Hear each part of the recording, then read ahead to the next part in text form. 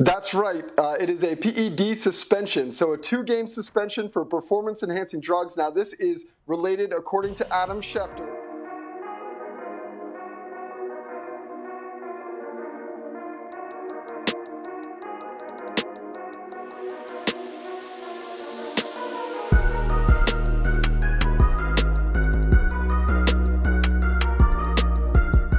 What's up, Raider Nation? Welcome back to the channel. If you're new to this channel and you would like to support the channel, please hit that subscribe button. Also, hit that bell so you're notified every time I come out with brand new content. And also, leave me a comment. I'll definitely respond to you guys. And please, like this video. The last few videos, you guys have really been killing it, getting a lot of videos over 100 likes, but we haven't reached our goal of 200 likes, everybody. So, let's try to get this video to at least 200 likes. Well, Raider Nation, as you guys might have heard, Jimmy Garoppolo's time with the Raiders has officially almost come to an end. The Raiders are set to release Jimmy Garoppolo in the next month when the new year starts. You know, they were already planning on releasing him, but then we got some big news on Friday. Jimmy Garoppolo violated the NFL's PED policy. He didn't get a medical exemption and he didn't get it cleared, and ultimately that cost him, the PED violation, and he is set to be suspended the first two games of the 2024 season. So, whichever team decides to pick up Jimmy Garoppolo this offseason, they're going to have to do so knowing that he's going to be suspended, and the Raiders got a blessing in disguise. Why? Well, now they don't have to pay his fully guaranteed money for the 2024 season. But hey, as of right now, $11 million is off the cap starting for next year, and that's huge. As of right now, with Jimmy's money, that puts the Raiders around $40 million in available cap space, putting them in the top 10 with teams with the most available cap. And that number is expected to rise, with cuts and with restructure of deals. So hey, that puts the Raiders in prime position to go after a quarterback. They're also set to release Brian Hoyer, which is, kind of funny that the Raiders are really releasing a lot of these former Patriots. Anyone who was attached to the Josh McDaniels era is just gone, guys. Anybody who was brought to Vegas because they were on the Patriots at some point in their career is gone. Other than Jacoby Myers, I really can't see us keeping any other of these former Patriots. A lot of them were terrible to begin with. The Brandon Boldens of the world, the countless offensive linemen that we brought from New England and we never used. Jacob Johnson. I was really upset when the Raiders decided to release Alec Ingold and go after Jacob Johnson. And we all know how Alec Ingold fared in Miami. Now he's a Pro Bowler and he's a cornerstone on their offense out there in Miami. That's the thing that you get when you bring in a new coach. Whenever you bring in a new coach to an organization, they really like to bring in their own guys, their own coaches. They don't like to keep the old regime's players because then they won't get credit. Just look at John Gruden. Yes, he won the Super Bowl in 2002 against our Raiders, but to this day, he doesn't get enough credit. They say that was Tony Dungy's construction team.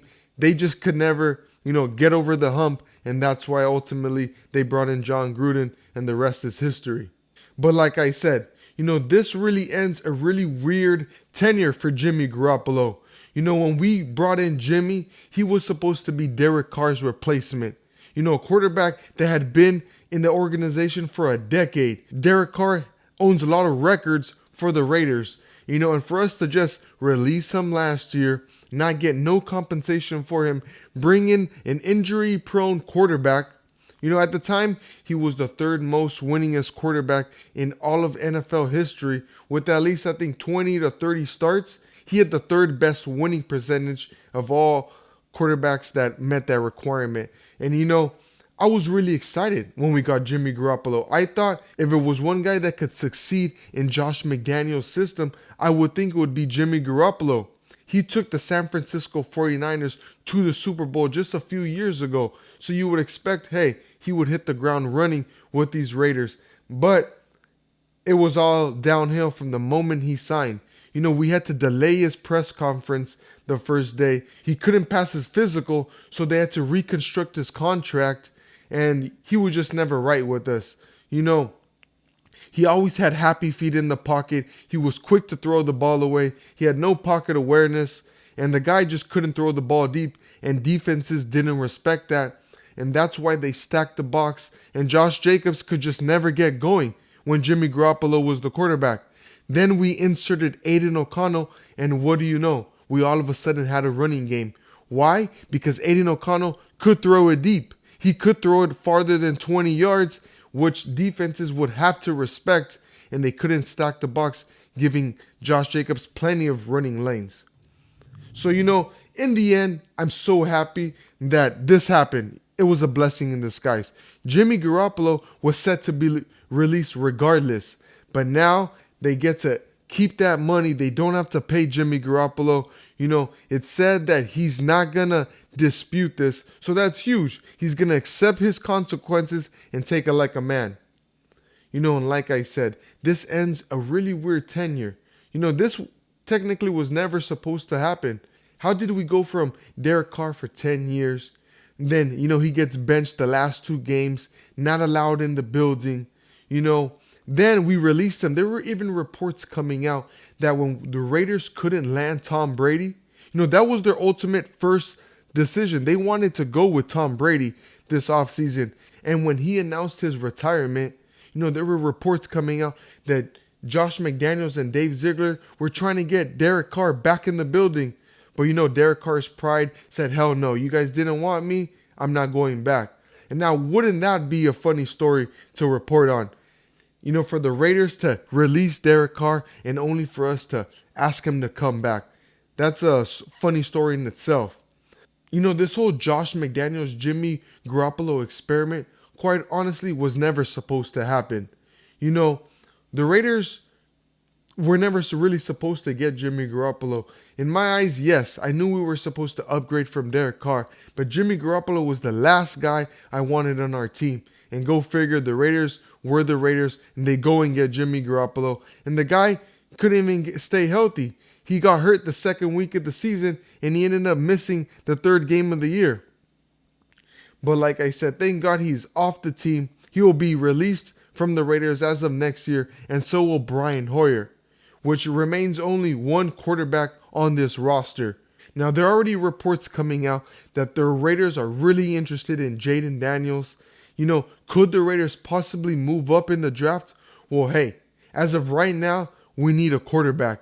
And Antonio Pierce has already come out and stated the fact that we need to upgrade at the quarterback position.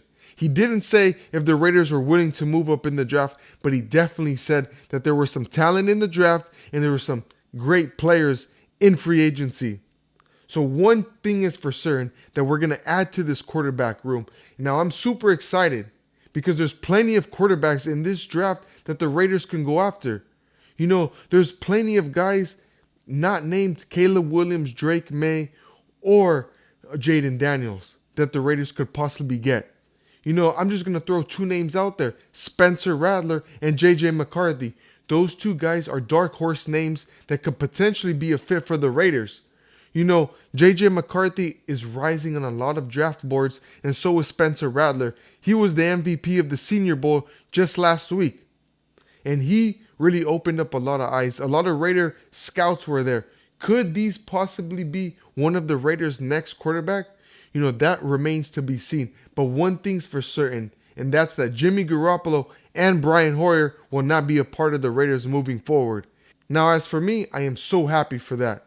Let me know in the comments just how you guys feel about this whole situation, how Jimmy is going to be suspended next year for at least 2 games. We won't have to pay him his contract. That means that frees up $11 million against the cap. So that does it for this video, Raider Nation. Remember, leave me a comment and please like this video. Let's try to get this video at least to 200 likes. And until next time, Raider Nation, peace.